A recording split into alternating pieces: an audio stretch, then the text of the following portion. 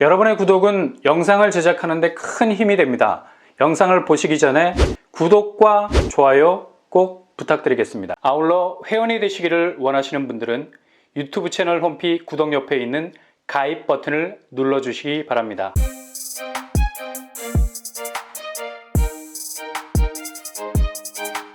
안녕하세요. 빰빠라 목독방입니다. 1월 들어서면서 정말 부동산 시장 자체가 11월과 12월과는 확실히 달라졌다는 느낌을 가질 수밖에 없는 건 실제적으로 그동안 우려했던 부동산 쪽 자금 위기가 건설사 쪽에서 벌써부터 터지고 있기 때문이죠.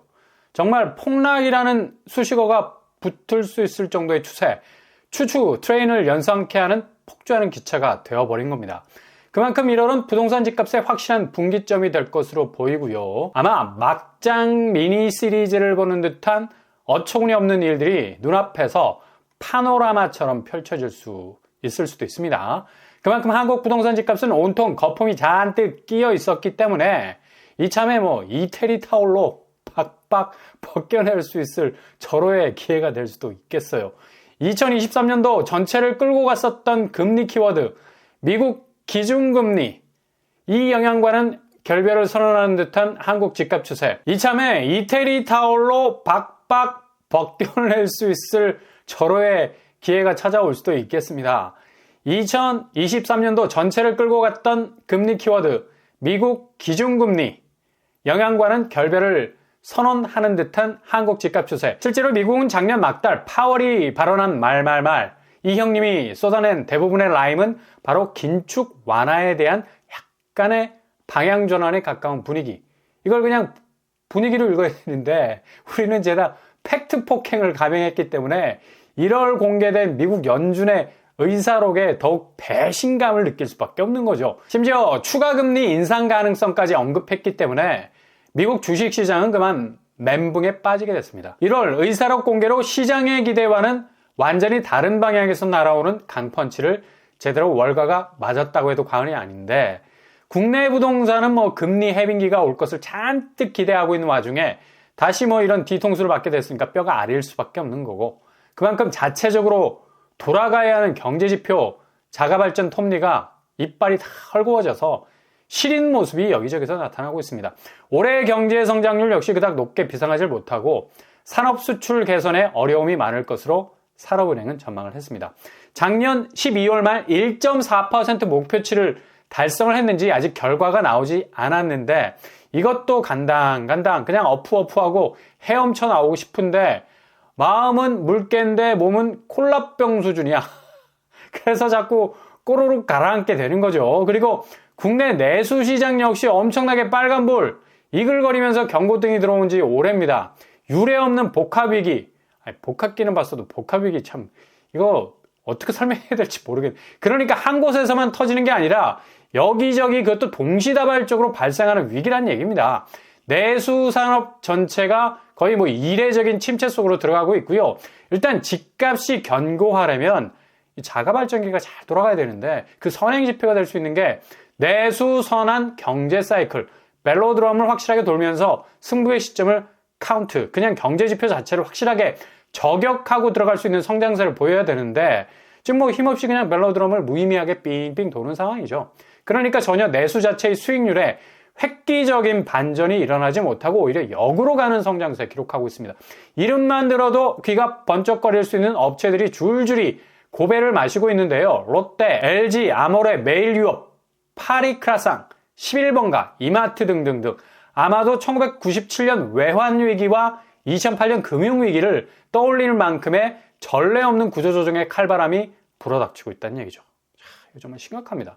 그만큼 이렇게 내수를 아주 두텁게 떠받치고 가야 할 업체들, 수익률이 쪼그라들기 시작하니까 당연히 소매 판매 지수, 그러니까 재화 소비를 뜻하는 건데 마이너스 4%, 갈수록 악화되고 있어요. 이거 굉장히 심각한 지표인 건 이 지표가 2020년 가장 심각한 수치와 거의 비슷하게 가고 있다는 얘기죠. 그리고 올해 소매시장 성장률은 2.9%에서 1.6%, 반토막이 날 것이 분명해 보이고요. 통계청에 따르면 당연히 소비가 이렇게 확 줄 수밖에 없으니까 생산지수 역시도 32개월 만에 최소폭의 증가세를 보이고 있습니다. 이렇게 기본적으로 내수가 돌지 않는다는 건 그만큼 고물가, 고금리로 인해서 소비 여력이 갈수록 그 공간이 협소해질 수밖에 없다는 건데, 가처분 소득, 실제로 내가 돈을 지불하고 쓸 수 있는 돈이 계속해서 말라간다는 뜻으로 이해할 수 있는 거죠. 이거 당연히 부동산과 연관이 있는 말입니다. 왜냐? 우리나라 사람들의 지갑이 얇아진다는 건 바로 빚으로 쏟아져 들어가는 돈이 많아진다는 건데, 집값 상승기에 영끌해서 이 세상의 모든 자금을 부동산에 때려부었던 사람들에겐 이후 고금리 시장이 꺾일 기세도 보이지 않고 설상가상 1월이 되니까 집값이 현실적으로 피부에 와닿을 만큼 급격하게 하락하고 있다는 얘기죠. 그러니 수입으로 들어오는 현금은 죄다 그냥 아침 이슬이야. 계좌에 그냥 살짝 맺히고 사라집니다. 정말 이건 뭐 가슴이 시릴 정도라고 말할 수밖에 없죠. 대부분의 수입이 그렇게 빚 갚는 대로 빠져나가니까 정말 내수 시장에서 돌 수 있는 돈들은 모두 은행 원금이자로 빠져나간다는 거예요. 그래서 이렇게 내수 시장이 박살이 나고 있는 것도 더듬어서 올라가 보면 역시 실망시키지 않는 빚의 본자 주담대가 버티고 있어. 얘는 안 끼는 데가 없어요. 주담대. 우리나라 모든 경제 현안의 위기 그 중심에 있다는 걸 알 수가 있죠. 12월 말 주담대 잔액은 529조 원, 11월 대비 다시 3조 6천억이 늘었습니다. 이렇게 우리나라 자산시장은 부동산에 몰려있는 그냥 빚 빼면 아무것도 남는 게 없는 빈 깡통에 가까워. 요란하죠? 흔들어대면 누구나 쳐다볼 정도로. 근데 막상 안을 까고 들여다보면 아무것도 없어. 이렇게 주담대가 대체 가능한 소비 여력까지 다 흡수를 하고 부동산 쪽으로 빨려 들어가는 빚 블랙홀을 만들어버리니까 가뜩이나 뭐 경기 침체로 내수가 돌지 않는 상황인데, 기본 쓰던 푼마저 상반기 끌어왔던 부동산 자금 때문에 쪼그라들고 그 여파로 소비시장은 극도의 한파를 맞고 급기야 이런 소비 침체는 업종을 가리지 않고 전방위적으로 확대가 되고 있다는 얘기죠. 대부분 실생활에서 소소하게 소비할 수 있는 영역의 업체가 만들어내는 재화가 퇴로를 못 찾으니 생활건강, 화장품, 쇼핑, 유제품 혹은 인터넷 쇼핑까지 줄줄이 영업이익 급감이라는 불황을 불러오는 겁니다. 그러니 주담대가 핵폭탄이다 라고 명명해도 전혀 어색하지 않을 파괴력을 가지고 있다는 얘기입니다. 역시 한국은 배달의 민족이 아니라 주담대 민족. 아니나 다를까 집값이 반짝 오를 수 있다는 신호가 2024년 금리 인하할 수 있다는 시그널을 줬기 때문에 그냥 뭐 무자비한 대출 땡기게 또 들어간 거죠. 일단 분양시장이 작년 하반기까지 엄청난 쏠림 현상 일시적으로 일어났었죠. 당연히 건설사 통한 집단대출 이루어졌을 거고요. 그렇게 수분양자들이 자연스럽게 대출 랠리에 합류하게 된 건데, 더욱이 시중은행에서 눈치 보면서 주담대 금리 슬금슬금 내리고 있는 상황 중에 있었습니다. 전달에는 뭐 대출 증가세 너무 폭주하다 보니까 뭐 주담대 창구를 아예 막아버릴 정도로 대출 자격 요건 깐깐히 했었는데, 지금 오프라인 은행과 온라인 은행 서로 간의 주담대 금리를 내리는 바람에 거의 차이가 없어지고 있어요. 4%대. 이렇게 되면 뭐 다시 대출 증가세 조 단위로 계속 불어나게 되는 추세 멈추지 않게 될 겁니다. 무슨 뭐 천조국도 아니고 일단 뭐 빌리고 보면 그달은 무조건 조 단위야. 지금 고정금리, 변동금리 모두 전달금리와는 다른 궤적으로 가고 있죠. 이거 정말 조심하셔야 됩니다. 이렇게 단기적으로 은행이 금리를 내리는 건 그만큼 일시적인 리액션일 뿐이고요. 지금 부동산 PF 시장 물려있죠. 특히 태형건설 워크아웃 이후에 우발 채무로 거론되던 롯데건설이 1분기 만기가 도래하는 PF 3조 2천억에 대한 우발 채무 리스크에 대해서 적극적인 해명을 내놨는데요. 2조 4천억은 금융기관 펀드 조성, 그리고 나머지 8천억도 1분기 내 본 PF 전환으로 해소 의지를 드러냈고요. 대부분 사업장이 지방이 아닌 서울을 포함한 수도권이라는 점도 명시를 했는데요. 거의 뭐 3만 채 가까이 되는 분양 물량이 자칫 지금 뭐 태형건설의 워크아웃 분위기 때문에 아수라장이 될 수도 있을 위기상 올 수도 있다는 데 대해서 상당히 공격적인 해명을 터뜨린 것 같은데, 이렇게 대형 건설사들도 자금 조달 부분에 상당 부분 애를 먹고 있는 상황이어서 시중은행이 그리 여유로운 상황도 아니란 얘기죠. 게다가 홍콩 H지수 간당간당 피해액이 뭐 상당 부분 불어나서 여기 투자를 권유해서 손실이 반토막까지 나게 된다면 이거 시중은행으로서도 여간 곤혹스러운 일이 아니란 얘기거든요. 동시 집값이 40% 이상 빠지게 되면 은행으로서는 뭐 주택담보 재설정에 들어갈 정도로 담보같이 다시 세팅해서 대출금에 대한 단도리를 해야 되기 때문에 금융권도 사실상 상당 부분 불안한 기세를 감출 수가 없는 겁니다. 이런 상황에서 다시 대출을 뜬금없이 과감하게 받는다? 이렇게 자칫 자기 능력 범위 밖으로 벗어나게 되면 영영 우주미아가 되는 게 아니라 대출미아가 될 수가 있어요. 이번 달부터 은행금리 다시 리셋할 가능성 아주 높습니다. 은행도 어차피 지금 뭐 대출 무리하게 내주다가는 상당한 부실의 위험을 떠안을 수 있거든. 1월 집값 추이 정말 심상치 않게 보이지 않습니까? 좀 전에 말씀드린 것처럼 뭐 담보가치 이렇게 하락하면 당연히 은행으로서 뭐 부메랑 스탠스 취해야 되죠. 그렇게 나간 자금들 다시 회수해야 되고, 집값이 폭락에 가깝게 하락을 하게 되면 은행도 부실 때문에 넘어갈 수밖에 없잖아. 당장에 결착돼 있던 집들 대부분 새로운 담보 기준 설정하거나 보증인 세워서 안전장치 해나가기 시작할 겁니다.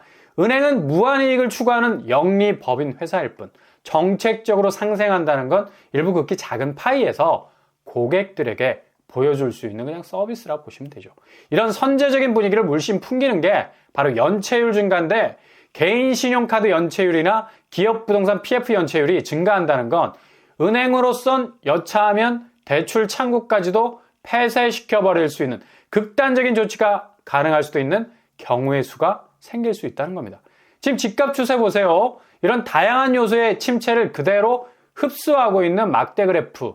얘네들은 뭐 물 먹는 하마처럼 보이죠. 그냥 뭐 그렇게 대외 여건의 변화에 의해서만 국내 부동산이 움직일 줄 알았는데 이게 뭐 내부에 적이 있었던 거야. 그대로 추락하고 있는 양상을 보이니 당연히 집값이 어떻게 그런 추락 지표를 극복하고 오를 수가 있겠습니까?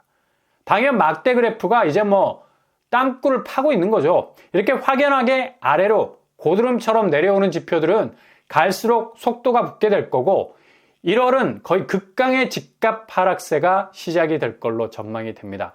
그동안 오른편에 있던 전세가 뭐 계속 올라간다고 집값 떨어질 일 절대 없다고 우기는 소리들이 많았는데, 이렇게 전세 가격 지수 역시도 계속해서 보합 내지 하락세로 한 주가 다르게 움직이고 있어요. 매매가 이기는 전세가 없고 전세가 이기는 매매가 없다는 말이 맞는 말이긴 한데, 지금 대부분 전세 수요보다 월세 수요가 많아지고 있죠. 빌라 임대차 월세 비중 46%로 가장 높고요. 반전세 굉장히 늘어나고 있습니다. 특히 전세 거래량은 5만 9천 건으로 지난해보다 22% 감소 추세에 있죠. 그러니 전세가 콘크리트 같이 단단하다고 한 말이 다 구린 말이 되어버린 거고, 아파트 전세가 뭐 개쩐다는 소리는 이제 그냥 자취를 감추고 있다는 얘기입니다. 그만큼 전세 사기와 역전세난 여파로 인해서 다세대 연립 기피 현상이 아파트로까지 이어지고 있어서 웬만하면 월세로 안전장치를 해두려는 수요가 많다는 거죠. 이렇게 지금 1월 집값 추이는 폭락 양상으로 가는 교두보를 이미 하나둘씩 놓고 있습니다. 이유는 지금 미국 변동 요인보다 국내 변동 요인이 더욱 집값을 아래로 끌어당길 수밖에 없는 물귀신 임팩트 효과가 제대로 나타날 것이기 때문이죠. 갈수록 집값 아래로 떨어질 전망입니다.